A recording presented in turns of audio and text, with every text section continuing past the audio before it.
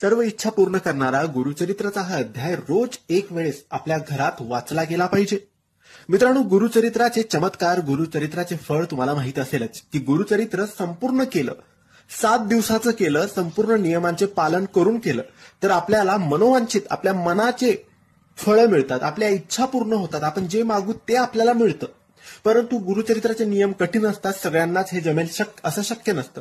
म्हणून गुरुचरित्रामध्ये प्रत्येक अध्यायाचे वेगवेगळे लाभ आहेत. तसंच आपल्या इच्छा, आपल्या मनातील इच्छा, आपल्याला काय हवं आहे, आपलं काय मागायचं आहे हे पूर्ण करण्यासाठी गुरुचरित्राचा एक अध्याय आहे. तो आपण कोणत्याही दिवसापासून सुरू करायचा आणि रोज सकाळी याचे वाचन करायचे. कारण सकाळी आपण पवित्र, पावन, शुद्ध असतो, अंघोळ झालेली असते, तेव्हा हा अध्याय वाचून घ्यायचा. मग दिवसभर तुम्ही कोणाच्या घरी गेलात, कुठे काही खाल्लं तरी काही प्रॉब्लेम नाही. संध्याकाळी असे प्रॉब्लेम होतात की तुमच्याकडून काहीतरी खाल्लं जातं, कोणाच्या घरी गेलं जातं, काही ना काही चुका होतात. त्यामुळे मग सकाळीच फ्रेश जेव्हा आपण होतो तेव्हाच हा अध्याय रोज वाचून घ्यायचा.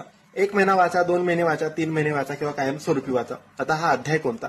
तर हा अध्याय आहे गुरुचरित्राचा 18वा अध्याय.